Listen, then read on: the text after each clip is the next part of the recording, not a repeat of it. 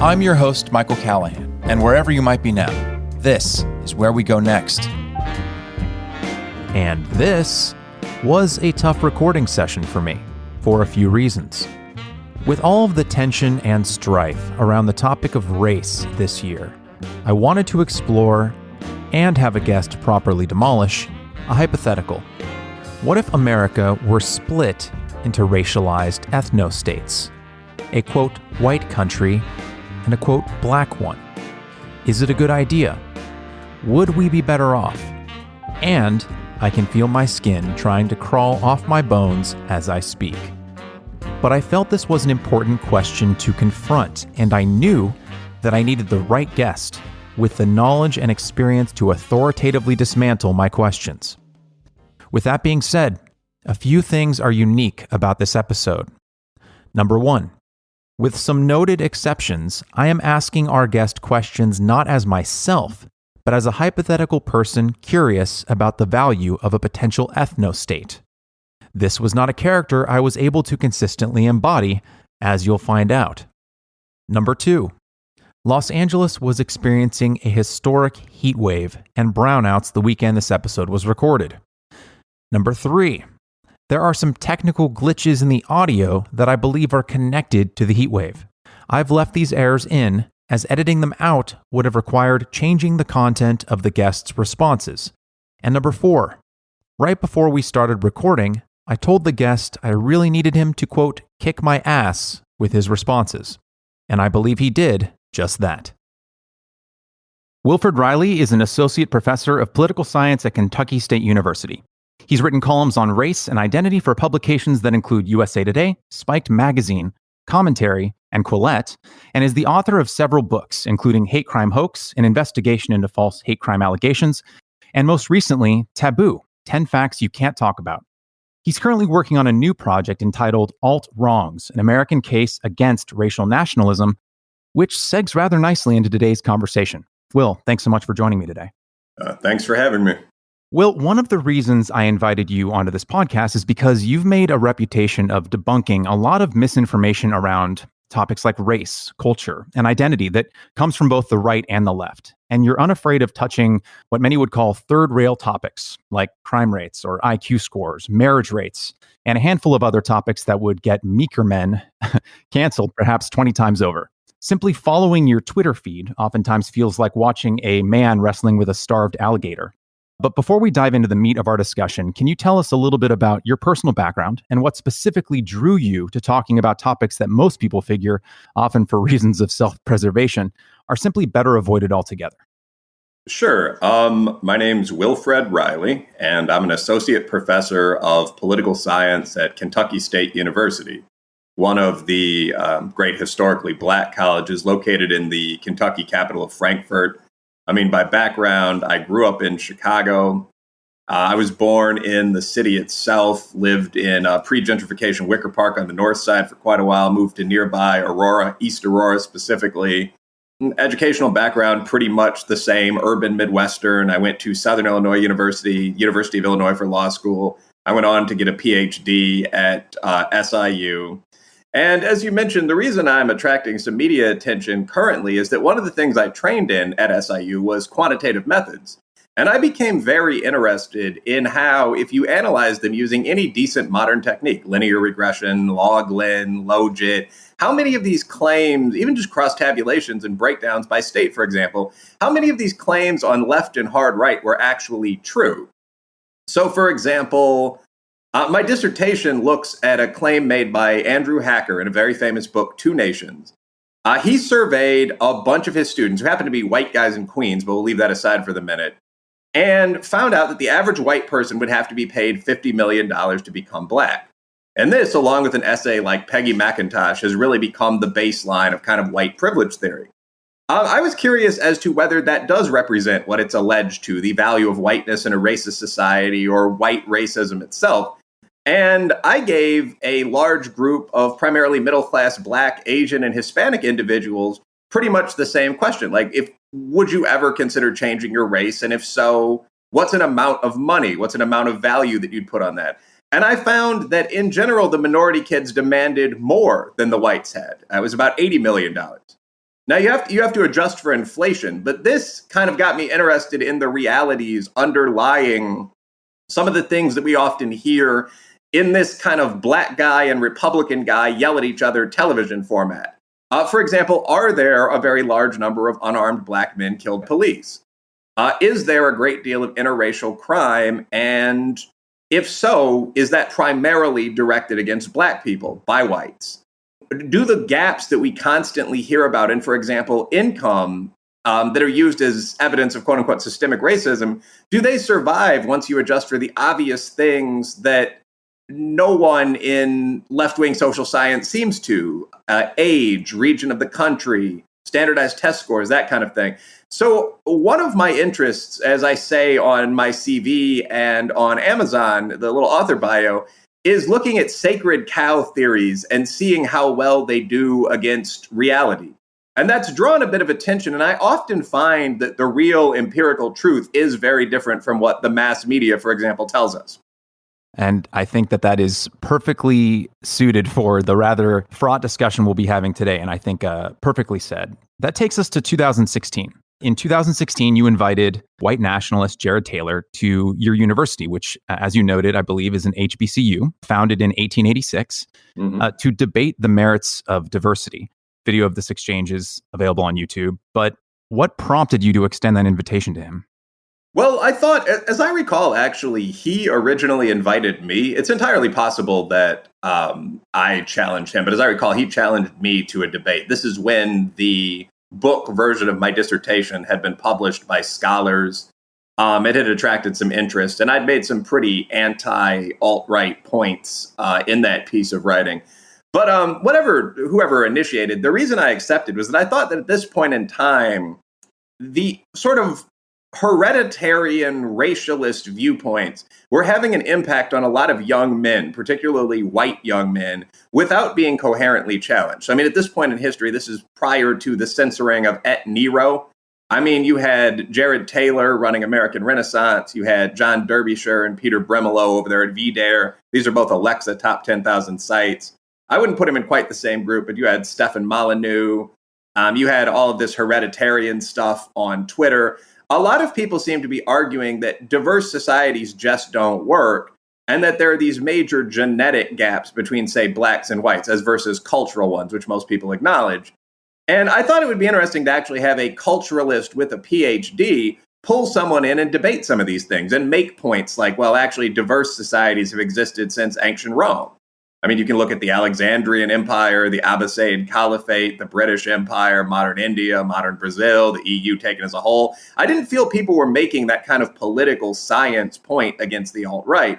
What you very often heard was some guy making an intelligent but somewhat racist hereditarian argument, and then someone countering him by screaming, "Go home, Nazi." And my impression was that that was turning a lot of people toward this kind of stuff. And there were some flair points in the debate. I brought a bunch of people on stage to show what a diverse list of honor students looks like and so on. But I basically wanted to use actual empirical facts to challenge the alt-right perspective. I mean, one of the things I pointed out during the debate is that IQ, which the alt-right obsesses over, is not a stable variable for either individuals or groups. I mean, if you look at the average IQ score for Irishmen in the USA, and I said this specifically, that's gone from 77 during World War I to 102 today, according to the OG Thomas Sowell. So, I mean, I wanted to see if there was a response to this kind of thing. And in general, Taylor is an excellent debater, but in general, I haven't heard one from the alt-right. In general, if you're engaging alt-righters on, say, Twitter or something like that, and you say, well, look, I mean, the black IQ, according to Dickens and Flynn, is now over 92. The Asian IQ is 105. I mean, these are all within the same band as the white IQ. Now, what do you say? The response will just be basically, well, I still don't like all these minorities. So I don't know how much there is there. I think that the empirical arguments are a cover for racism, basically. But I wanted to challenge the empirical arguments. And that's what happened with that debate. And yeah, that's up on YouTube. It's been viewed something like 200,000 times. And I encourage people to go take a look at it. Yeah, I don't personally find Taylor's arguments very convincing. And they feel and I think you sort of touched on this just now, they feel almost religious in nature, in that you can kind of throw anything empirical at folks like Taylor, and they kind of just like the Matrix, just dodge bullets in bullet time, as if none of those empirical points matter. Though his arguments are not very convincing to me, I feel like if they're convincing to anyone, they're almost convincing to people who already have some amount of buy-in, right? I am obviously, as the son of an Armenian mother and a white European father, I personally don't feel like I would probably be very welcome or very comfortable in the nation that Jared Taylor wants to form, which kind of leads me to, I need to articulate sort of what I personally believe before we start this conversation. So if you'll allow me, I need a little bit of runway, since I will be the person kind of articulating some arguments and some suppositions that I look forward to you knocking down. Okay. As I said, my mother's side of the family is Armenian. Came over here around 1920, escaping the genocide. I have brown and olive-skinned relatives who, like I said, would be largely unwelcome, probably at Jared Taylor's dinner parties. I believe diverse peoples can come together under united and shared values. And I think that this is probably best and most easily exemplified in places like the military or church, where people from many different backgrounds find common identity and a shared purpose. But I also recognize that human beings are on some level inherently tribal in some sort of way, and will always find ways to separate and exclude one another for whatever the reasons of that particular era or particular country. It seems to vary place to place, time to time. And so I worry that in our current moment and movement to recognize very real racial injustice, we risk sparking a new kind of racial essentialism and tribalism, which I think is the very thing we must fight against if we ever hope to unite a society as diverse as our own. I have to be clear. I personally believe that race as we understand it is a fiction, a story we've told ourselves and others for hundreds of years that has benefited some and massively, massively harmed others. And my belief is that we must go further to continue to dissolve the artificial barriers between racial groups, as we did, as you mentioned, with the Italians, the Irish, and the Armenians, or the Chinese, the Koreans, and the Japanese, and so on. So during our conversation, I am going to try and, quote, do justice to a topic that I don't actually believe really deserves any kind of justice. I'm going to attempt to steelman racial nationalism from two different points of view. Okay. First, from the point of view of a hypothetical white American who believes in and supports the idea of a diverse America, but due to perhaps mainstream and social media narratives and perhaps recent encounter or two with critical race theory via either Robin DiAngelo's White Fragility or some other source, is beginning to entertain in the dark corners of their mind the occasional fantasy of either escape or relief. And second, the perspective that I am honestly more sympathetic to, the idea of a Black nation state, a country carved out for Black Americans who willingly wish to separate themselves from a nation that has historically done them grave and some would argue irreparable harm. With that being said, I would like to say first that before we get into it, I believe that your recent book, Taboo, is one of the best salves that I've come across for our rather broken discourse around race. And so, because you do such a great job in that book setting up and knocking down myths around race and conflict with empirical evidence, there are some suppositions I'm going to put forward that are paraphrased from that book, along with originals that I've cobbled together from recent headlines. I believe that the most pressing threat to a cohesive, diverse society is the narrative that is presented in our media, more than the reality of the facts on the ground. So, that being said, Will, you've likely seen the same headlines and videos I have. White people are being accosted in restaurants and on park benches to raise their fists in solidarity or be shamed online, told that now is not the time for them to speak, but also that their silence equals complicity. And Black people are being shot in the streets, being under and over policed, profiled and harassed by the very government they pay to protect them. Riots in the streets of major American cities happen nearly every night. As of this recording, over 30 people are dead as a result of these riots, which have been ongoing since the death of George Floyd. Quote-unquote white America has a long and storied history of oppressing and othering Black America. And yet, many white Americans today may feel unduly attacked for harms, might I note real, lasting harms, that they personally did not cause. So, is it time to split up? Should we carve the United States into a few racial nations, say a Black one and a white one, and I imagine the one that you and I would both prefer if forced, a third option for the fools who wish to live in a racially diverse society? No. I could almost give the Tom Sowell answer there where I just say no and chuckle. No, I think that's an absurd idea. And you can approach this from a couple of different pathways. First, all possible human societies are imperfect. This, in fact, is one of the great themes of human literature, whether you go to the Greek tragedies or whether, for that matter, you read, I believe it's King Elrond's The Doom of Men speech in The Lord of the Rings, or whether you look at the Bible, man is born unto trouble as sparks fly upward. The idea being that we were a predator species with strong sexual taste that couldn't even make it in Eden. So any place that you live in is going to be imperfect. With that said, the United States is probably the best country in the world, at least in our size class. I mean, get out of here, Norway and Brunei and so on. We are the world's most militarily powerful society. We are the world's richest society on a per capita basis, again, in our weight class, far ahead of major power player peers like China, India, Russia. We're one of the least racist societies in the world if you look at actual feeling thermometers measuring how whites, blacks, Hispanics, Asians, and so on feel about each other. So no, if we're failing, who's succeeding would kind of be the question. So I mean, at the most basic level, no. The world's most powerful country, the Rome of the moment, shouldn't destroy ourself and break up into a series of small republics with names like the nation of you and me, and I'm not sure about me. I don't think that's a good idea. I don't see how anyone could seriously support that. Now, I'll get into two kind of subpoints about this. First of all, a great deal of what's presented in the media that makes people think that separation might be the only option is wildly, wildly non-representative. So this is actually discussed in chapter 1 of my book, Taboo, 10 Facts You Can't Talk About. But the total number of people killed that were legitimately innocent, legitimately unarmed by American Leo's police is tiny.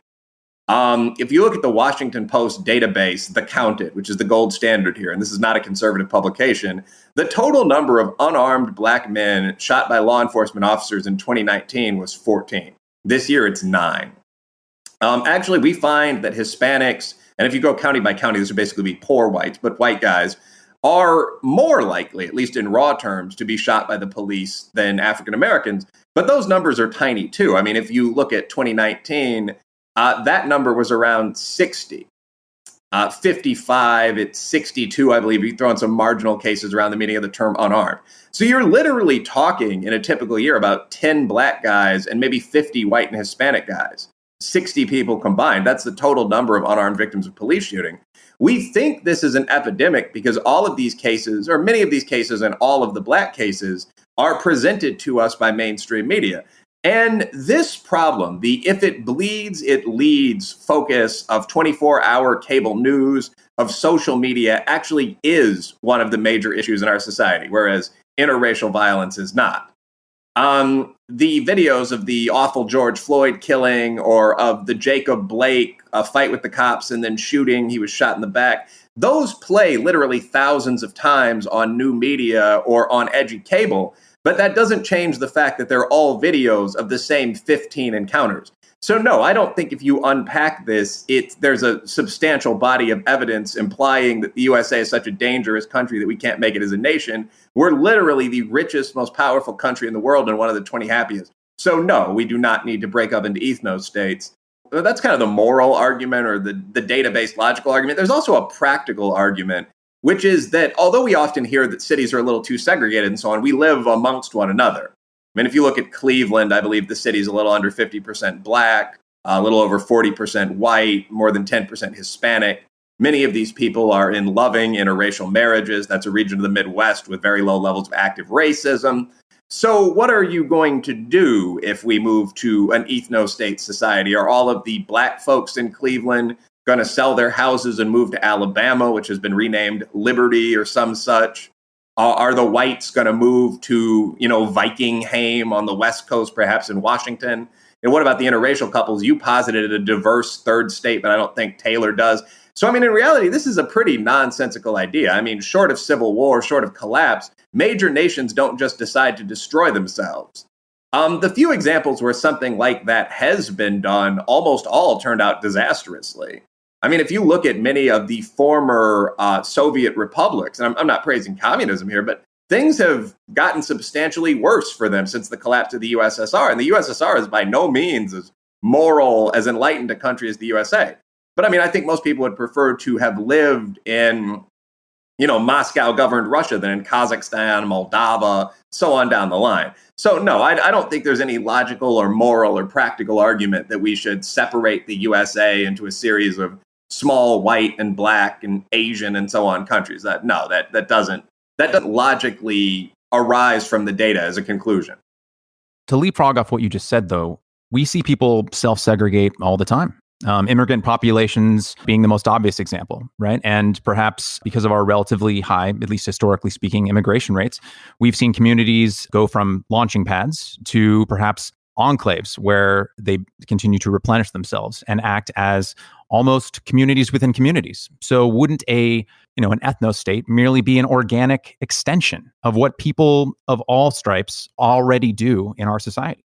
Well, I think that alt-righters and hoteps love that argument because there is a certain natural instinctive level of in-group bias among healthy people. So at first glance, it sounds at least half right.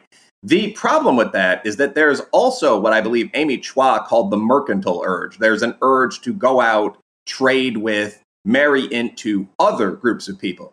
In an ethnostate, you can only do the first of those. So, I mean, in the USA, sure, people do sometimes self-segregate at the level of the average high school student sits at a lunch table that's 70% members of his race and so on. But at the same time, roughly one marriage in 4 or 5 is interracial.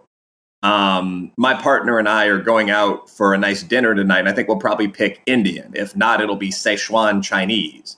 So I certainly think that I live in a middle-class, white and black, pro-American neighborhood, and I like that because that's my background. It's nice to be able to go home there and get some sense of comfort.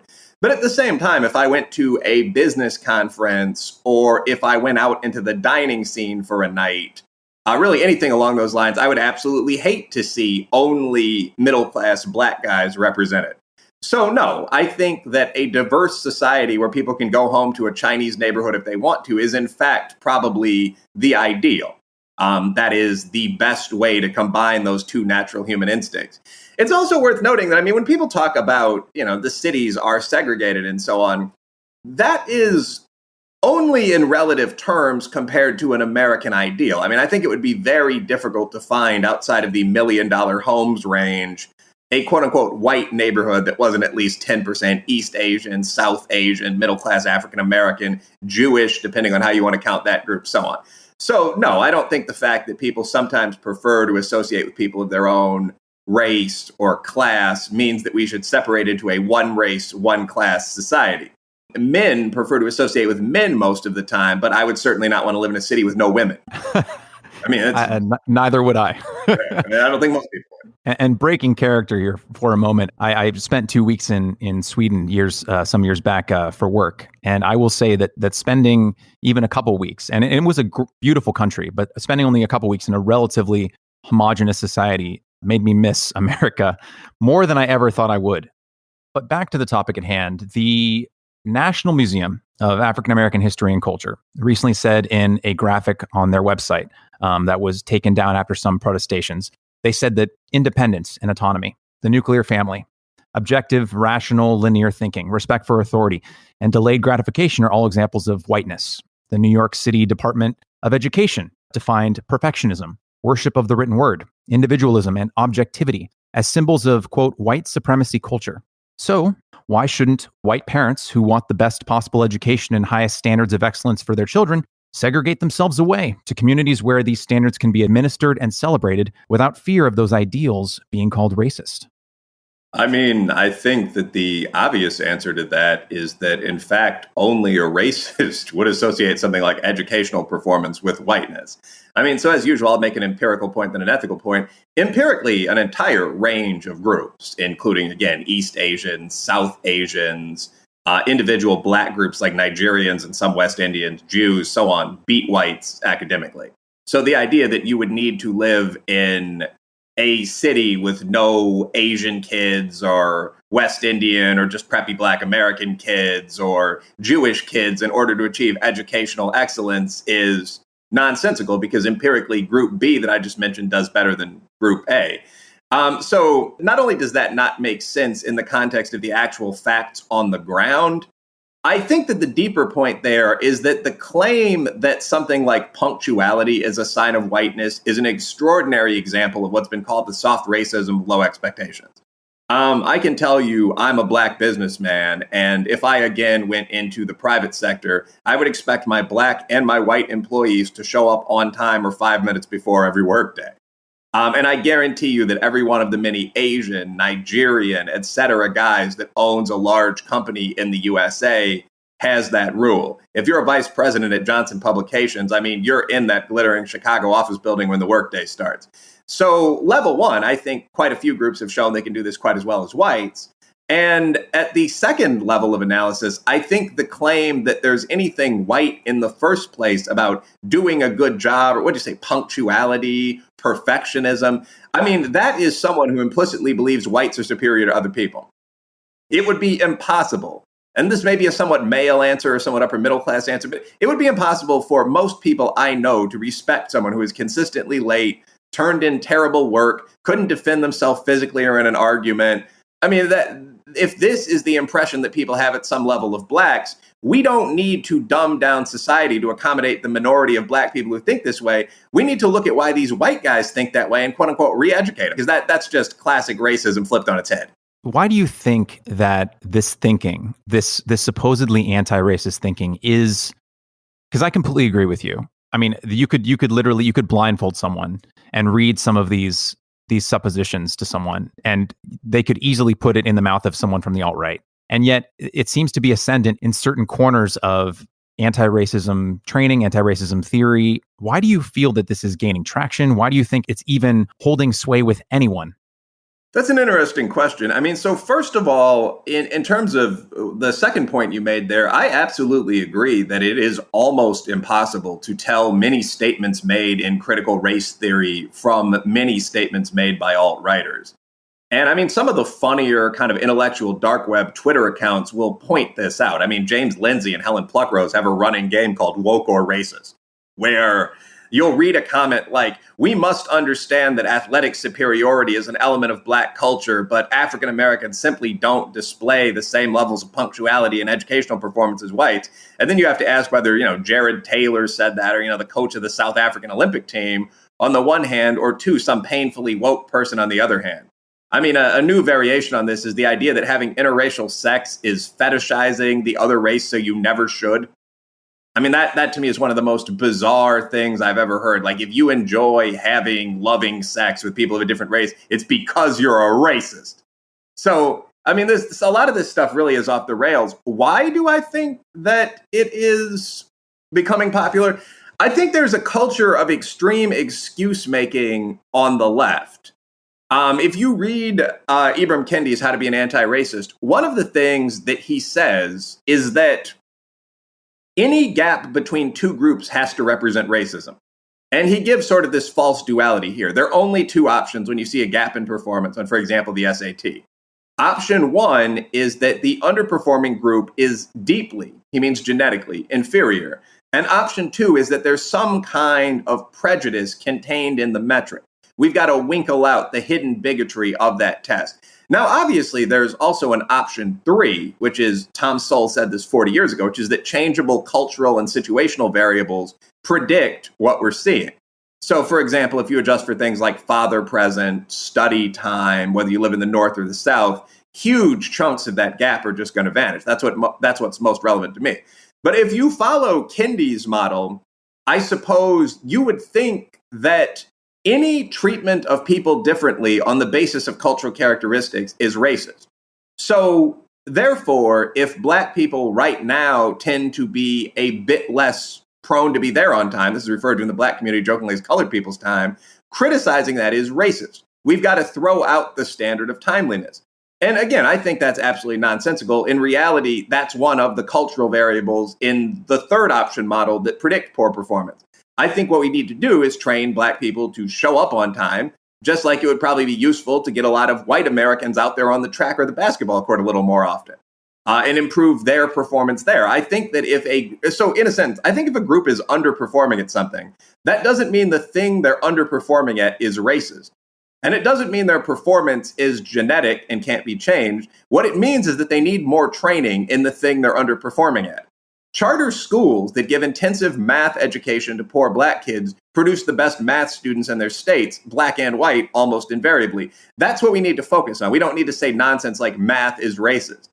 If I wanted to get hotep for a minute, I'd point out that blacks, or at least Africans, arguably invented math. I mean, unless you want to go into the Sumerians and their accomplishments, I mean, you'd have to really credit Egypt and even Nubia with a lot of the things that we think of as basic principles of mathematics, at least in terms of building construction. I mean, people joke about the pyramids and we was kings and so on, but the fact remains that African kings actually did put up those structures. They didn't do so by guesswork and counting on their fingers. The numbers we use are known as Arabic numerals. The white equivalent, the Roman numerals, was a bit too clunky. We put it aside for this alternate system designed by sort of light brown people. So there's no one group has dominion over mathematics. Whites certainly have a great number of mathematical accomplishments to their credit.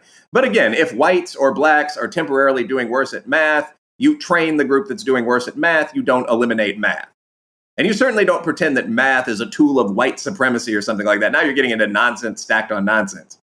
Yeah, one of the things, before I get back to the steel manning, one of the things that you mentioned about Kendi's theories, and I think you can say the same thing about D'Angelo, is they're non-falsifiable. It reminds me a bit of Freud, right? Where, he had this idea that a man always wants to sleep with a woman who looks like his mother, right? And so if a man would come in with a wife who resembled his mother, he could say, this is an example of my theory proving itself out. And then if a man showed up with a woman who looked nothing like his mother, he could say, he is so afraid of marrying a woman or being with a woman who looks like his mother, he has run as far in the opposite direction as he possibly can. And so it creates this like cyclical feedback loop where anything you could possibly observe in society confirms the theory that you've already told yourself is true, which I think you excellently stated just now. Yeah, I'm a Popperian when it comes to my understanding of science. I think that if something's not falsifiable, it's not science. And a great deal of harm has been done, in fact, by specifically Freud, Marx, some of the crits we're discussing in race theory, who say things that sound very tempting, but that literally can't be disproven. So you can keep saying the thing over and over and over again, even if it's always only produced the worst imaginable results, and just claim, well, you didn't read me correctly, or that wasn't true communism, or there were no true Scotsmen involved in that particular project. So, I mean, I tend to be skeptical of this kind of stuff. And that, again, gets back to the root of a lot of my research, which is using just sort of boring empirical methods like logistic regression, stuff you see in accounting analyses, to check and see whether this stuff is true. I mean, there are multiple scales of privilege. There's a good one that I believe was designed by Yale students that led the BuzzFeed website for something like a month. And you can just see the scores people get on them and then calculate the effect on those scores of, race with class adjusted for and class with race adjusted for and so on. And at least in sort of the small N student samples where I've done this, I mean, class has 10 times the effect of race. There's no evidence that there's a unique white privilege that overrides class privilege and sex privilege and the privilege of being straight or the privilege of being smart and good looking and fit for that matter.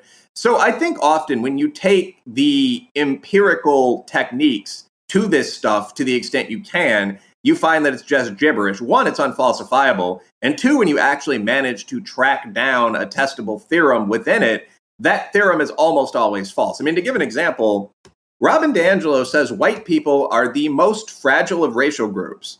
They can't take criticism because white people are never criticized on the basis of race. Now, if you were to test this just by looking at the number of Google articles on the first 20 pages of results criticizing whites and then blacks, crude but effective method, or simply asking white people as versus black people how often they hear racial insults like white boy and the N-word on a ball court, what you find is that that's empirically fantastically false. White people take slightly more racial criticism than black people do. It's been substantially more the past couple of years.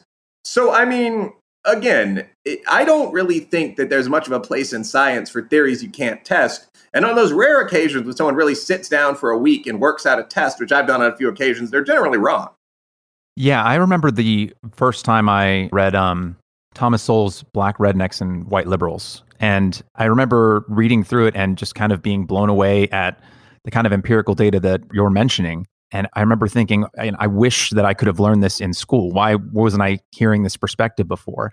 And I would say that anyone who wants to get a more holistic view, like the one you're discussing, if you're going to read Baldwin, I think you also need to read Soul in order to get a more holistic view of what causes the disparities that you're mentioning. Because I think that when we look at it through a univariate lens and assume that the only factor that creates these disparities is racism, which of course plays some part, you can't honestly look at the history of America and not assume that racism has played a rather outsized role, at least until recently, and echoes probably even into today. But it does seem like so much of our conversation today only looks at disparities through a single lens. Yeah, and it's worth noting, I don't really disagree with that. But in terms of, the defining of America's history by racism, it's worth noting the USA didn't begin in 1619. At that time, there were, I believe, 54 white or black old worlders on the continent, unless you're counting people in the Spanish possessions. It began in 1776, and we had a system of chattel slavery largely confined to the South until 1865, which is around 90 years. After that point, obviously, the Jim Crow segregation, so on. So race remained part of the national praxis. But at the same time, we desegregated, at least in de jure terms, in 1954. Most of the North had been integrated for substantially longer, by the way, outside of residential living. We passed the Civil Rights Act, which makes most discrimination literally illegal by law in 1964. You can't even operate a restaurant that won't serve whites or blacks. Since 1967, we've had substantial pro-minority affirmative action in place. That was the year of the Philadelphia Plan, targeting the construction trades and such throughout a giant city. So, to put that in context, I was born in 1981 and I'm almost 40. So I think when modern Americans criticize racial and sexual oppression, women, for example, not to switch lanes totally, but have had the right to vote since 1920. So we can look at our country's history and say, yes, that was horrific back when most nations were horrific. But in fact, affirmative action is, what would this be, 57 years old? 53 years old. So I don't think necessarily we can automatically say when we see a disparity, it's even logical to attribute that as a first option to racial discrimination. I think there are a lot of things you should look at there. Why would the group that's had some level of advantage for 53 years, at least in terms of college applications, Fortune 500 jobs, why would we expect them to generally be underperforming because of racism? When I started doing this research, that basic question, which an Indian American buddy of mine, by the way, a Dravid, who's essentially black-skinned, who's often mistaken for African-American, that question that was asked to me really inspired some of those questions, like what happens to these income gaps if you just adjust for living in the South? What about test scores? So, this is a bit of a tangent, but I don't think it makes sense to look at a gap between men and women 100 years after the vote was assigned, now that women make up the majority of the voting bloc, and say, oh, must be sexism. Outside of a few elite blue-collar fields, why on earth would that be the assumption? Wouldn't an estimation about income be that since women have babies and that happens 3 times in a lifetime, you might be looking at substantially fewer years of work? And that's generally what you find in the data. This doesn't discount the important 5 and 6 and 7% impacts of racism and sexism. But when someone holds up a figure, a feminist friend recently told me women make 58 cents to the average man's dollar. And you very often hear either this figure or a slightly variant one of like 76 cents during, say, National Pay Day. We didn't have a brutal argument about it, but my immediate reaction, which she objected to, was, does that include women that aren't working, that are housewives or home managers that control their family's entire financial budget? And of course it did.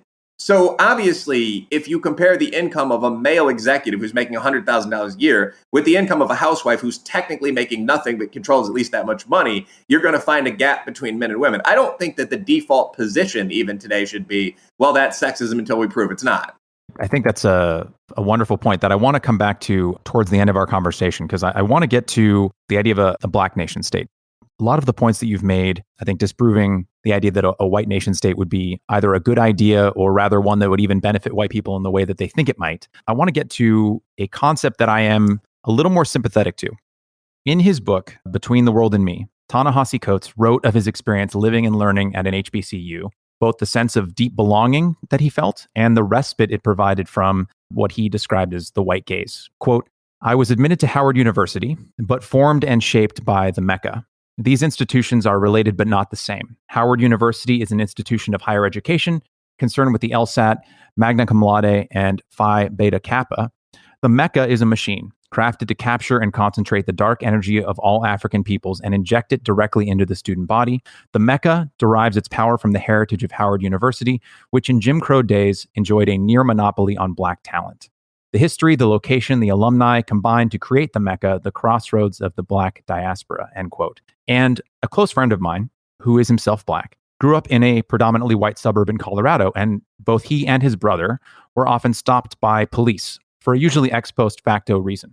He subsequently went to an HBCU as well for college, Morehouse, and I can't say that I blame him. I mean, obviously we're friends, and he has friends of all different races today, but for the Black American who feels consistently and perhaps relentlessly othered, either through erroneous police stops, malicious or ignorant assumptions made by colleagues or coworkers and even friends, and a lack of holistic and consistent representation in media that goes beyond the two-dimensional tropes that we so often see displayed in entertainment, what do we say to them? Why don't they deserve a nation that reproduces the safety, harmony, and belonging found at HBCUs? Well, because you don't get to treasonously leave the country for another country because you sometimes fight with your brothers. I mean, a quote-unquote redneck American could make every one of those arguments right down the wire, criticized for a Southern accent, violence from Black Americans versus against Black Americans. Those two groups often fight with honors about equal. That doesn't mean you can just take Alabama and leave, bro. I mean, so that's the simplest answer. You don't necessarily get to leave the country. I mean, obviously, we should work on residual racism. Obviously, you can choose to live in a middle-class Black neighborhood if you want to, which, as I've mentioned, I've often done and I enjoy. Again, there are HBCUs and so on, but no. So actually, I'll answer your question with just sort of practical responses. Why wouldn't we give African Americans their or our own country? The first problem would be that if we took the Black population, or for that matter, the Southern white post-Confederate population of the United States, and put them all in one country composed of 3 or 4 states, that would very bluntly be a second or third world country compared to the USA.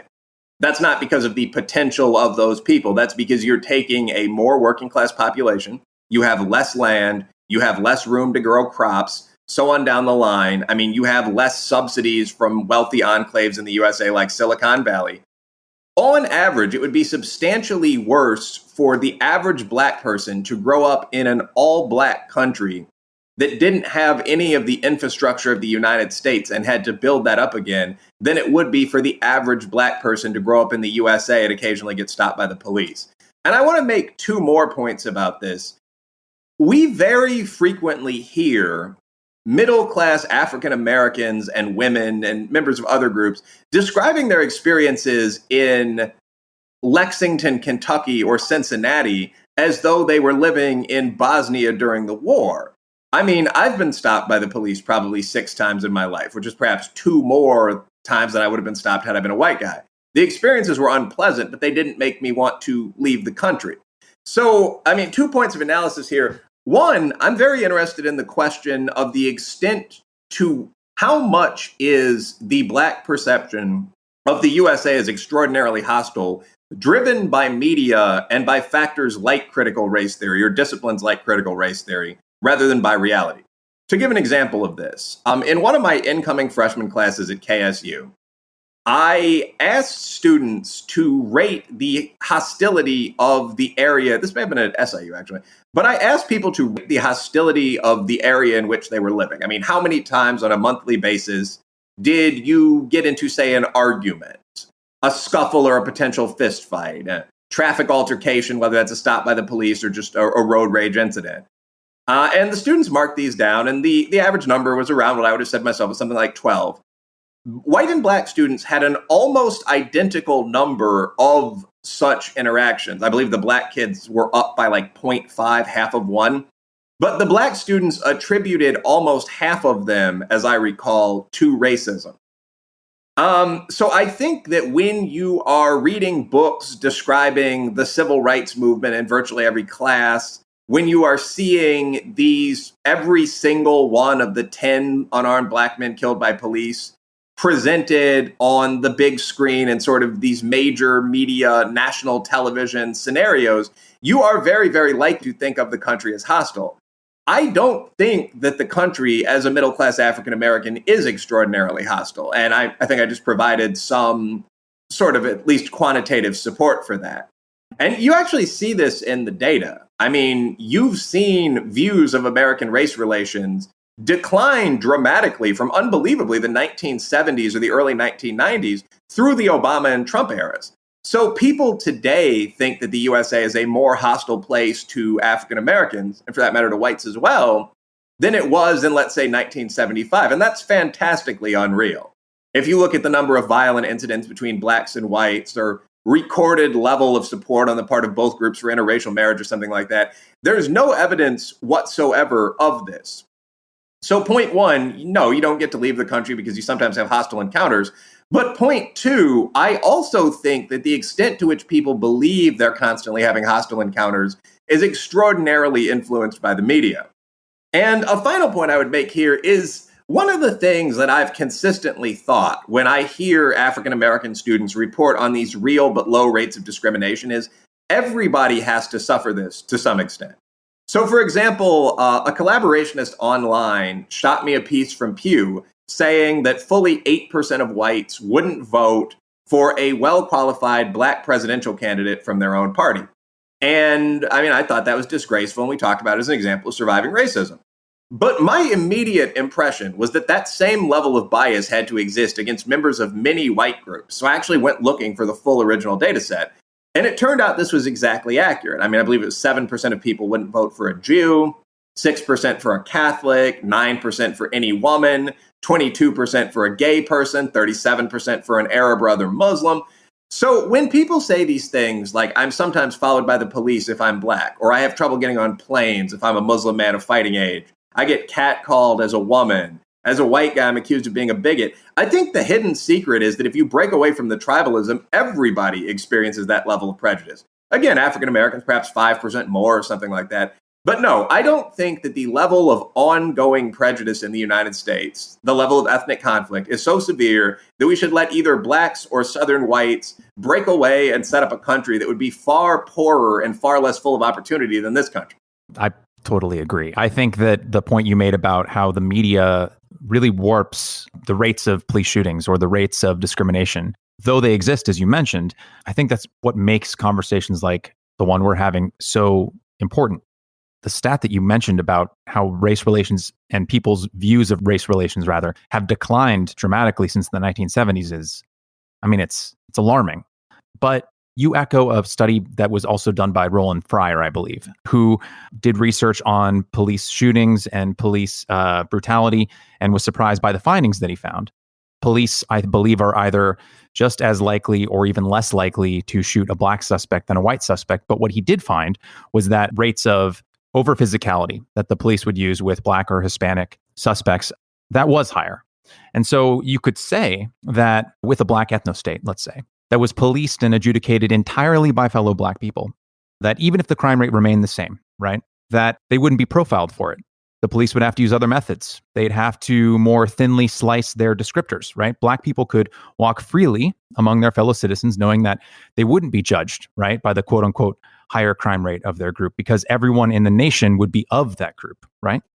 I mean, first of all, I think there'd be far more police violence in an all-black ethnostate because officers wouldn't fear allegations of racism. I mean, if you actually read that Fryer piece, what he finds is that with all variables held constant, whites are 24% more likely to be shot than African Americans. And I certainly don't think most officers are bigots, but I certainly don't think officers prefer blacks to whites by a full 25% margin. I think that there is a reluctance to shoot an African American suspect because of primarily the process within your own department, but also the idea of perhaps crowds in the streets, perhaps you being fired, so on down the line. You could argue that this in a way is good because it holds down the rate of police shootings of black people. But I would argue that there's so few police shootings of black people, unarmed black people, that the overall effect of making officers police black neighborhoods less probably outweighs that slight gain in lives saved, if you look at crime rates in many inner city black areas. But that's an interesting side debate. I mean, the basic point is that police, without that incentive not to fight members of the other kind of primary race, would probably do so far more often. I mean, you're also talking about, and black officers tend to be quite as good as white ones in this society where we have a diverse applicant pool and we can pick all of the best applicants. But if you're looking at a society with about 10% of the population, you're also not going to have as many people to select a qualified group of officers from. So, I mean, you'd probably have slightly worse officers with no racial constraints on their behavior. And I wouldn't be surprised to see police shooting rates double. So, no, I don't think that makes a ton of sense. But they're also, I mean, as I just said, when I said, sure, we all agree that 8% of people not wanting to vote for a top tier black candidate is disgusting. But let's keep it real. It's 7% for Jews or whatever the case might be. I mean, I think it's important to not go into a sort of frenzied panic when you're looking at data at this level. So what Fryer found, yes, was that, I forget whether this was with everything adjusted for or not, but I believe African Americans were 16% more likely to hear harsh language during a stop, 18% more likely to be cuffed peacefully, no abrasions. This didn't get up to the next level of violence, so on down the line. And again, I don't think he adjusted for the behavior of the suspect. So I think both black and urban white men might be a little more likely to initiate, let's politely say, a verbal altercation with the officer than suburban guys. But let's say 10% overall harsher treatment for black people. Yeah, that's a form of racism we need to remedy. I don't deny that some racism exists.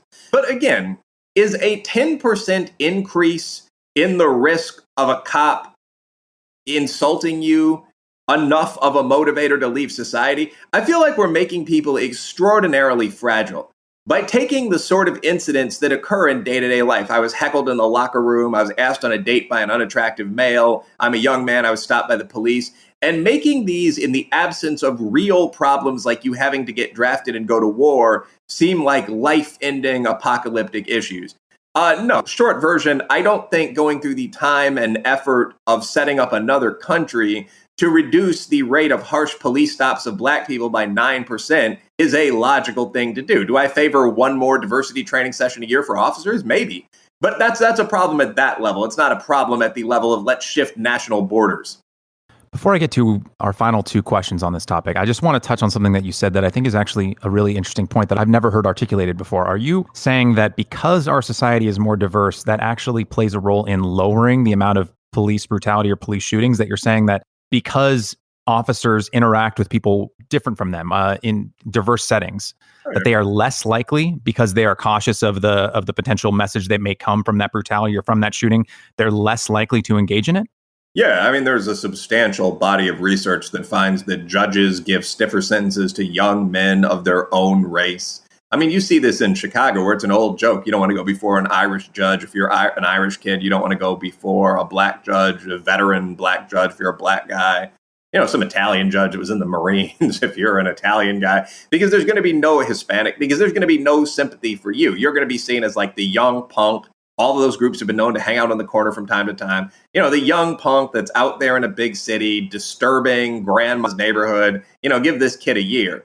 Whereas, in fact, a judge of a different background, this wasn't true during white-black tensions in the South, but it generally is now, is very often likely to give you a lighter sentence, not a harsher, more brutal sentence.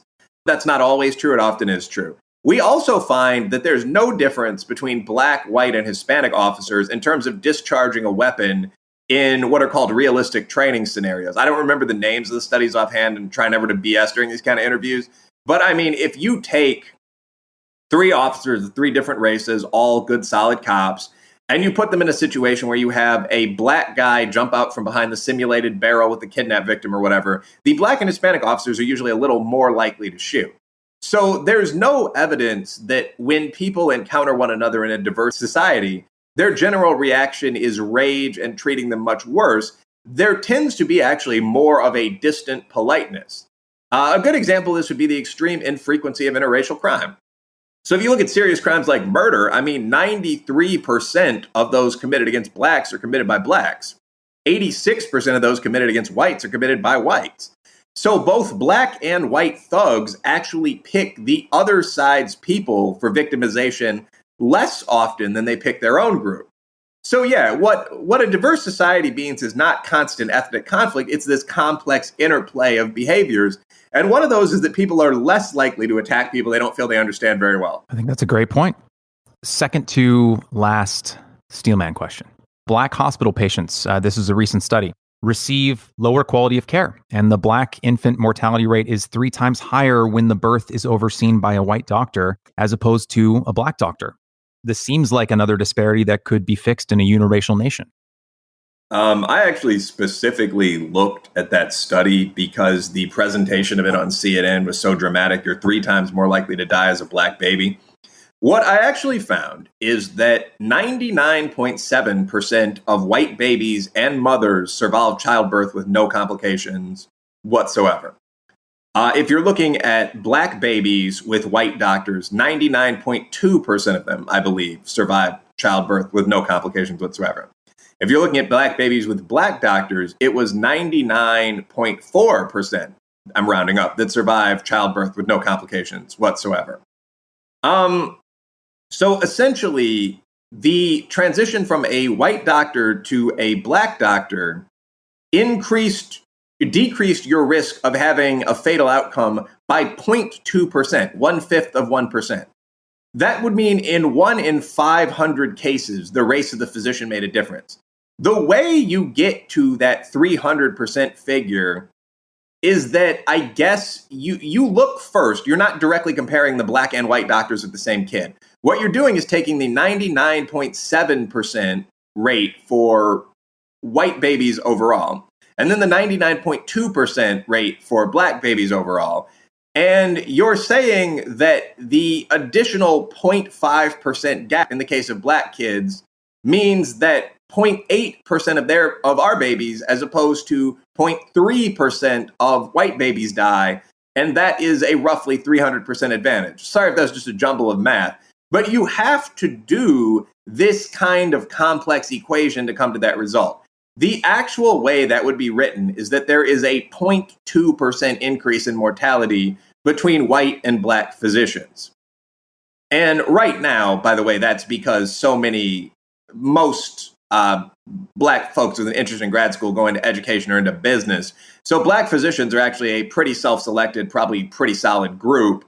And even there, the difference between them and the white physicians was 0.2%. So no, I don't think that is the basis for the need to move into another nation. I also would say, by the way, that if you actually look at overall scores on the GRE, both Blacks and whites do quite competently by this point. But it is simply not the case that if there was no competition from white physicians and you had 100% of your physicians as African Americans rather than a small selected group, those would be better doctors. That's just not true. The test scores and residency marks and so on don't indicate that. Again, both are solid, but if anything, you'd see a slight drop off in quality. I think anyone who's familiar with affirmative action or standardized testing would have to say that. In America, as it is right now, Black docs are doing quite well. But again, you're talking about 1/5 of 1% when you're talking about these differences. Another point that I would make here is that woke people can argue literally anything is racist. So if you actually look at a lot of these studies on medical care, the major difference between Blacks and whites came in terms of the prescription of painkillers like opioids and codeine. We're bluntly considered to be sort of big athletes and warriors, and we're prescribed them less. But the actual impact of this has been that Black people have not been devastated by the opiate epidemic. Only about 6% of heroin and opiate overdoses involve an African American subject, male or female. So if you're saying it's racist that we're not given the poisonous drugs that are killing our white countrymen, and this is one of the major examples of discrepancy in medical care, that strikes me as an insane example of overreaching and calling everything racist.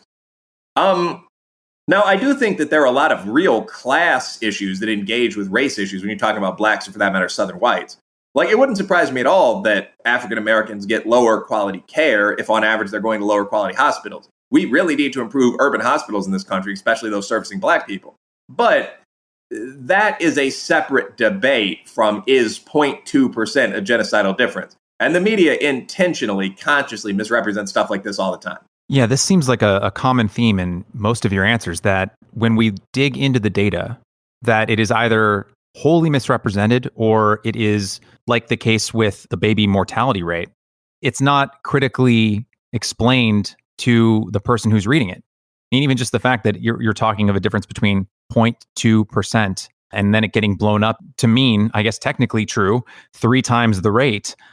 It just seems so frustrating that so much of our media Is it just it bleeds, it leads, like you were saying earlier? Is that literally all that it is? Is that the media is just looking at a way to get clicks and put salacious headlines in front of people on Twitter and Facebook, just to enrage them and get them to engage? Is that literally why this misinformation seems to be getting into people's minds? I think that in a sentence, there are two problems with the media. One is sensationalism. They do find as a group, but this is accurate. They do find as a group that fear sells. So one of the first things that I tell students in an intro political science class where we're discussing media is that there's no correlation between what's presented in prime time on the media as threatening to humans and what actually kills people. You could apply this principle to white on black crime, black on white crime, police shootings, animal attacks, plane crashes, child kidnapping, terrorism, any top 25 topic. The number one killer in the USA is cancer, and there are actually fascinating new technologies coming out on the market this year. Media doesn't discuss this. Even the media's coverage of COVID, which is a real problem that people on the right should minimize less, but is focused on these wildly atypical cases, like high school cheerleader gets COVID-19, might die. The average victim of COVID-19 is 82. We could have probably halved our COVID-19 cases by essentially quarantining seniors early on and not doing things like sending COVID-positive seniors back into nursing homes. So any focus on COVID-19 that doesn't make that point over and over and over again is badly done. So problem one is sensationalism. Problem two is a left bias, if we're being honest. I mean, Pew Research found years back, I think this was 2004, that the combined percentage of conservatives and libertarians in the U.S. mainstream media was 7. 93% of journalists identified as either liberals or as generally left-leaning moderates. And that certainly impacts what we see in coverage. I mean, just a very basic example of this, whether or not you think blacks are overrepresented, and we can have a debate about whether that's due to crime rate or racism, I'm always willing to have that debate. But the fact remains that 75% of the people shot by cops aren't black. They are Hispanic men, they are working class white men, they're people you would think would be quite as sympathetic. Recent immigrants from Asia or Mexico, hardworking guys. Those people receive on average maybe 10%, maybe 20% of MSM mass media coverage of police shootings. If you just Google well-known police shooting, I mean, my research associate, Jane, did this, and she found that there were, I believe, 34 black cases, 2 Hispanic cases, and 3 white cases that had received national primary media coverage. So the media does lean left, and they can present data in this fashion. They can take 75% of the cases, and without ever saying, we're not going to cover these, give them the sort of small, localized headlines that result in them receiving 10% of the coverage. So 2 problems, sensationalism and bias. This does seem like a almost funhouse mirror version of what I think the media did a lot of in the past with Black American stories in terms of crime, right? I remember the 90s, I was only a kid, but there were stories of super predators or the knockout game, I think around like 2007 or 2008, which were incredibly tiny instances of, hyper localized crime that got like nonstop media attention over and over and over again to make it seem like it was some kind of pandemic of violence. And it seems like that same sort of single narrative is now flipped on its head in the other direction. And it doesn't seem like either one, I mean, we certainly know that the one in the 90s and the early 2000s was incredibly unhealthy for our country. And it seems like this one is equally so. Yeah, I tend to agree. I mean, I wrote an article for Commentary called No, There's No Coming Race War, where I talk about this. And on the right, I mean, they or we need to take responsibility for this. You do have a great deal of media content, websites with names like The Problem with Black People or, White Boy Hurt Again. I'm not giving the actual link names there, but I mean, that are devoted entirely to videos of white guys losing fights with black guys, basically. Like every incident where a white guy gets jumped or a white guy starts a fight but he loses or, a white guy hit with a brick. I mean, these are all presented in Technicolor. And yes, this ignores the fact that violent interracial crime between whites and blacks, whoever you blame for committing most of it, is 5% of crime in a typical year, 600,000 cases out of 12 million crimes. By the way, there are 350 million Americans. So yeah, I agree with that. I don't think sensationalism on the hard right is any better than sensationalism on the mainstream left. I will say that the difference is, unless you're talking about primetime coverage of white child kidnapping, which was a disgrace, most of the media coverage of the knockout game tends to be confined to sort of the internet and it's designed as a response to the dishonesty of the mainstream media. The mainstream outlets that are presenting these prime time stories of these shootings of quote unquote innocent black men are the leading national networks in the country, and they're allegedly unbiased. So I do think that's a bigger problem. And the spin is absolutely remarkable. Like the Jacob Blake case, maybe the best example I've ever seen of this. I mean, 7 shots may seem excessive. Certainly, I favor the investigation of those officers. They shouldn't just walk away scot-free from this. But the original presentation of the Jacob Blake story, if you remember Benjamin Crump's tweets and letter and so on, was that a Good Samaritan had gone to a woman's house to help break up a fight between 2 women and had been attacked by these racist police and for no reason shot. It turns out that that is fantastic nonsense. I mean, there was an outstanding warrant against Jacob Blake for forcible, although manual, rape. The person that called the police on Jacob Blake to bring him to that residence was the rape victim, or the alleged rape victim. Blake had trespassed there against her will, stolen her car keys, and was preparing to leave. Police show up. Blake fights them for 3 to 4 minutes. He has a cop in a headlock at one point, as I understand. They tase him. It doesn't work. He breaks loose. He goes to the vehicle, he opens the door, and according to at least some accounts, implies he's reaching for something. Cop shoots. By the way, Blake is hit 3 times, not 7.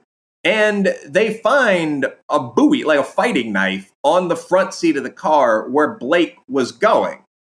By the way, I don't think that was Blake's car. Like, at least the impression I've gotten is that he may have been stealing the car. That was the keys that he was taking. So when you actually look at the reality there, we can still say, yeah, those officers maybe should be, not officers, at least while this case is investigated. But that's very, very different from saying this is an innocent, wonderful Good Samaritan. And the narratives the media presents and activists present are literally often to that level of falsehood. I mean, Joe Biden met with Jacob Blake. So, I mean, I think that this is a major issue. And I think right now it's even more of an issue on the left than it is on the right. But biased sensationalism is bad from anybody. Yeah, I agree. On a previous episode of the show, I was speaking with John Wood Jr. about how it seems so difficult nowadays for Americans to even agree on what the reality of a news story is. I brought up this example with him, the Michael Brown shooting. Obama's Department of Justice saw that it was either at least a justified shoot or at least it wasn't evidence of racial bias. And 4 years after that report comes out, you have Kamala Harris and Elizabeth Warren tweeting that Michael Brown was murdered. And it was an example of racism. And I know a lot of people who still believe that narrative. And I know even today, in regards to Kenosha and Jacob Blake, it seems so often, and understandably so, because people are busy. People have lives. They have families to take care of. They have work to go to. They see a headline. They see the first headline, the first report of an incident, and they take it as truth because understandably, why wouldn't they? It's from what they believe is a reputable media source. And I think similar to what you said, if these same videos and these same incidences are being bombarded at us on every channel, every single day, it can create a very real impression that things are, while not perfect, are worse than they in fact are. To get to our last steel manning question before we begin to wrap things up, one could say that the history, let's say, of white America's relationship with Black America is one of theft, right? First, white America stole Black America's labor. Then they stole Black America's opportunities and wealth, both through legal rulings and legislation, through Jim Crow and redlining, through the destruction of Black Wall Street, to the destruction of the Black family, through over-incarceration and modern slavery via the 13th Amendment. And perhaps most insidiously, they stole Black American culture, and they either commodified it and labeled it as their own, like blues, rock and roll, you could take Elvis as an example, and hip-hop, or mocked it as less than, from the time of minstrel shows to the appropriative and dismissive TikTok videos of today. And you could say that in a Black nation, this theft, this appropriation, this dismissiveness, this mocking attitude would disappear, right? I think that there are actually 2 different, I think there are 3 points there. First of all, again, everyone acknowledges this is, the American center-right doesn't deny this, that U.S. history includes some horrible episodes, not just Black slavery, but the wars of annihilation on both sides, by the way, between whites and the great native tribes, the oppression of women who had it worse than any white, Black, or native man in many, many cases, certainly within those racial groups through 1920 or beyond. For that matter, the treatment of Irish indentured servants, Chinese railroad workers. I mean, yeah, no one denies that that is terrible. That's point one. And I think it's a bit ritual, but we should always say this when we're discussing these incidents. But that said, I think there are 2 specific and different responses to your point. One is that over the past 53 years, white America or wealthy America has given a vast amount, far more than it has taken, to Black America, and these two are not the same things, poor America. I mean, if you look at the amount of money invested in, for example, the US entitlement system, which goes primarily to whites, but within which African Americans are overrepresented, or the affirmative action and minority set-aside programs around the country, enterprise zones, the great historically Black colleges, I think, bluntly in a sentence, there is absolutely no claim that for the past half century, Black people have financially given the USA, in terms of, say, taxes, more than we have received from the USA. This would also be true for the large majority of white groups, by the way. It would probably be true for the entire South. But no, I don't think that for a century, you could really stretch this. The wealth of the USA has come from Black people inputting money that's stolen from them by the government. I mean, the idea that we don't spend a lot of money on the poor or members of minority groups in the United States is absolutely ridiculous. I recently had cause to look up the budgets for inner city school districts like the one I attended in Illinois, and I was amazed to find the average amount spent per kid is roughly $14,000. So there is an enormous, and that is by no means justified by the local tax base. A great deal of that is state, if not federal subsidies. So for a very lengthy period of time, the US government has been pouring torrents of money into Black neighborhoods, white neighborhoods, so on down the line, with the intent of eliminating poverty to some extent. We've had multiple wars on poverty, and it's common to mock this on the right, but it's been reasonably successful. So no, I don't think you can simply say white Americans stole the labor of Black people, so Black people should receive a separate country. The obvious response to that is that, at least in recent history, the government has given a massive, massive amount of money to Black people and to working class Americans in general. And the obvious, cynical but real point here is that in an all-Black country, that wouldn't exist. These massive subsidy programs wouldn't exist. Affirmative action wouldn't exist. HBCUs funded by the government wouldn't exist. You just have colleges in a smaller, poorer country that would have to struggle along as they do anywhere else in the world. So I don't think of that as a reasonable response. The second thing you mentioned, cultural appropriation, isn't theft at all. I love and respect Black people. I love my background, but there's no way to empirically argue that white people have taken more from Black people than Black people have from white people. At very least, it's close. But I mean, for example, the invention of computers primarily involved white engineers and designers. Basketball was invented by James A. Naismith. I mean, if you actually look at hip hop music and some of the things you cited in terms of TikTok, the sound engineer and the DJ and so on in every studio I've walked into seem to be white or Persian guys. So that doesn't make sense. I mean, in a Black country, you could say, well, there wouldn't be white kids in the country wearing Black fashion, but I'm not sure how that would help any individual Black person. The simple reality is that an all-Black ethnostate, like an all-white Southern ethnostate, would be a smaller, poorer little brother of the United States. The best thing for Black Americans is to stay in America and demand our rights as Americans. If you're in the world's richest country, you shouldn't logically attempt to leave that and set up shop in the southern part of Alabama. That doesn't make any sense. And by the way, in both the white and the Black ethnostate, people would rapidly find that white and Black are both terms that consolidated when those two groups were fighting each other. That in reality, there are Germans and Italians and Irishmen and Englishmen and so on down the line, just as in reality, there are Nigerians and, there's the light skin, dark skin conflict, quote unquote, West Indians. I mean, I don't think you would have a long lasting permanent peace in ethnostates made up of 30 different ethnic groups if you removed the rival force that kept those ethnic groups together. Frankly, I don't think the Black state or the white Southern state would do very well, at least in American terms. That's an interesting point. It is true that whiteness exists as a construct because whiteness had to be created to form what we know as Blackness, right? But you're saying that the harmony that now exists, let's say, between the Italians and the Irish, or within Black communities between Ghanaians and the Senegalese and the American descendants of slaves, you're saying that peace, that supposed but obviously untrue homogeneity that exists between those groups would disappear if those groups were in racially homogenous states. That conflict would come about in different ways. That unity that is really sort of false within racial groups would disappear, and people would find other reasons and other excuses to fight and bicker amongst themselves. Yeah, I mean, we've seen this over and over again in political science. I mean, I am a fan of diversity and consolidation when it comes to nation states. I'm a fan of the EU. I was a fan of the Roman Empire, although not of their entertainment practices. I like the USA. There is this desire among people, which I don't think is particularly honorable when you think about it in depth, unless you're talking about something like residential living. But there is a desire to say, well, just let me alone. I want to live with my own kind, this kind of thing. And as a result of this, people tend to romanticize ethnostates. But what generally happens is that until you get down to a state that has no racial diversity, no ethnic diversity, and no religious diversity, which would be a very boring place to live, ethnostates are no more peaceful than anywhere else.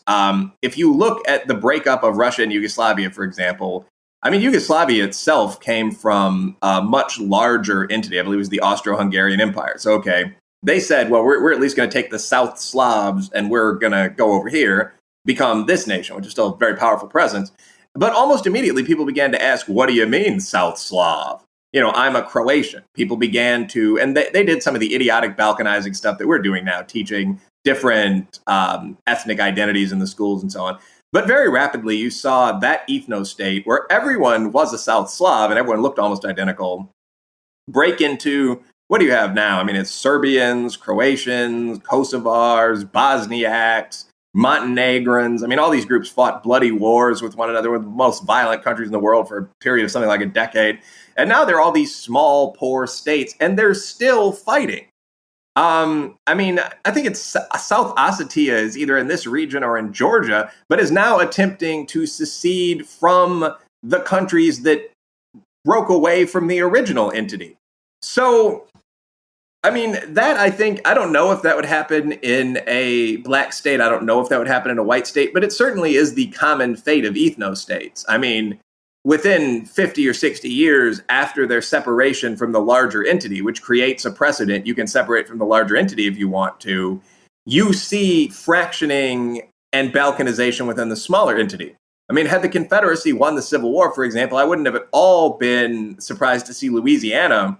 I'd have to check to see if that was a quote-unquote official Confederate state. But states like that fracture away from the full Confederate entity based on the idea, well, secession is now legal.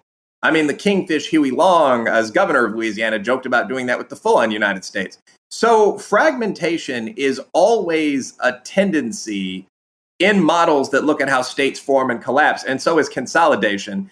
And I prefer consolidation. I think that it makes far more sense to have the largest, most law-bound, richest possible national entity as long as people can get along with one another. I mean, I would rather live in, I'd rather live in Yugoslavia than in the Kosovar borderlands. So I don't know exactly what would happen in the USA, but I see no particular reason to believe that an ethno-state containing 13 ethnic groups would be particularly peaceful for very long. Many of the groups that became white, by the way, Irishmen and the English, or Germans and Mittel Europeans, are hereditary enemies of one another, Greeks and Turks and so on. So it's very, very at least possible that that could return. Reminds me of that old chestnut. It's a joke that takes place in Ireland during the Troubles, and there's this Irishman in a car at the border of Northern Ireland, and he's stopped by a guard, and the guard asks him, what's your religion? The man in the car says, well, actually, I'm an atheist. And the guard says, yeah, but what kind of atheist? It just goes to your point that it seems that human beings will always find ways to segregate and discriminate against each other and fight amongst themselves.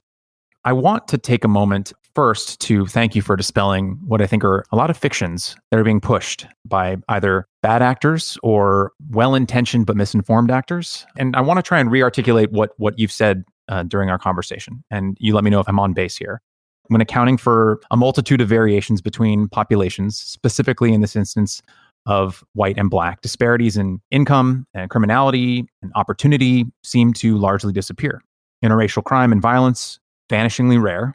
Police killings of African-American men and women And men and women of all stripes in America, also incredibly rare, though I think we can both agree that any preventable death is tragic. There have been injustices that have lasted for far too long against Black Americans, and that the consequences of those injustices echo, even in some small way, today. But that in the year 2020, America is a much more racially tolerant and much more accepting society than it has ever been. And I think you said it stands as one of the most diverse and accepting societies in the world today. While we have room to improve and will always have room to improve, it seems like the strife and discontent and struggles that we see play out in the streets today are largely caused by a media narrative that seeks to sow discord among our populace, among each other, when we are in fact more united and more similar to each other, Black and white and brown, than we have ever been in our entire history. Am I on base here? Yeah, I mean, the large majority of that is pretty much entirely accurate. Yeah, I mean, the focus of my writing is analyzing these sort of hot button, interesting questions using real data. And real data does not show a wave of police killings or a wave of bloody interracial crimes. It does show that adjusting for things other than race closes most racial gaps and so on. So while we all certainly do want to do the best possible for minorities and indeed for all our countrymen, it's also important, and women, it's also important to criticize some of the things we frequently hear using that cold lens of reality. And as for ethnostates, I mean, my basic comment is the United States of America is one of the greatest nations in history. So if you believe that we are failing, you would believe that almost any country is failing. You are not looking at our actual alternatives like China and Britain and Russia and France. You're dreaming of utopia. And I don't think that's a particularly useful place from which to start a political conversation. I would agree. I personally, I would rather live in the United States than China right now. So before we get to the final question that I put to every guest, where can people find you online, and where can they read more of you? And are there any recommendations either of your own work or of work of people who you admire or read yourself that you'd like to toss out?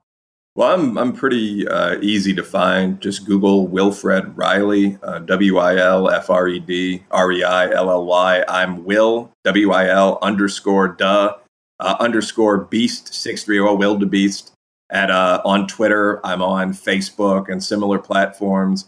Both Hate Crime Hoax and Taboo, 10 Facts You Can't Talk About, crept pretty close to the bestseller list, so you can find them on Amazon or pretty much anywhere else. And in terms of other people I'd recommend, I'd have to say a lot of the people in the quote-unquote intellectual dark web who are asking similar quantitative questions about economics and politics, race, and so on. I mean, Tom Sowell, obviously the OG, an emeritus member, if you will. But I mean, Sam Harris from the left talking about religion, talking about atheism in the human brain. For that matter, Ben Shapiro from the right. I've read some of these books like How to Destroy America, and they're surprisingly solid from a scientific or quant perspective. Amy Chua, Chua, who wrote the well-known book on tiger mothers and talks about, frankly, why some groups succeed in conventional terms and others don't. John McWhorter, Jason Riley. So it's pretty easy to just search, say, IDW and find a full-on list of these people and just look and see what, to some extent, actually is going on, as commented on by, intelligent figures on left and right. So that's what I'd recommend. I'd also, to some extent, just recommend going down to the library and looking up what you're interested in. There's very likely a book on it. If you want opinions on war or peace or race relations, you don't need to go on Twitter or Instagram. You can read what Colin Powell said in a bestseller 10 years ago. So the final question to wrap out our chat, one that I ask every guest. We're limited as individuals, I think, in all sorts of ways, right? We're limited in our time, our energy, and often in our capacity for empathy, right? Because even the most well-intentioned and caring person, they can't be thinking of every person, every group of people all the time. It's impossible. So is there someone or a group of people in your life or in the world at large right now that you'd like to take a moment and offer more empathy to? Offer more empathy to? I mean, I suppose in some broad sense, I mean, I apologize to everyone I've hurt at some point in my life. I mean, I've had an interesting and varied life and am an imperfect, hyper-competitive, etc. person. But no, not other than that statement about people I may have personally hurt. No, I'm not actually a huge fan of empathy as opposed to caritas or kindness in politics. I mean, I think what I'd like to offer people as a writer and later on in life as a leader is not so much, fellow feeling, but solutions that work. My reaction to, for example, Black or Southern white kids posting lower SAT scores than white or Northern kids, which we discussed earlier, is to some extent feeling a bit badly about this, but to a greater extent, wanting to give them the training to do better on the test. So no, I can't think of too many groups that I just want to extend more empathy toward. As I said, individuals I've hurt myself, soldiers maybe, but I don't really have a long list of people that I feel I need to be more empathic toward. I tend to feel that what I owe other people is nonviolence, and I regret on occasions when I haven't delivered that. But I don't necessarily, I can't think of too many people I want to do a great deal more for right now. Feel free to suggest some if you have a favorite charity or something. Thank you again, Will, for joining us, and thank you for kicking my ass in regards to those questions and dispelling a lot of the fictions out there. It really has been a joy having you on today. All right. Loved being on. Thanks, and have a good day.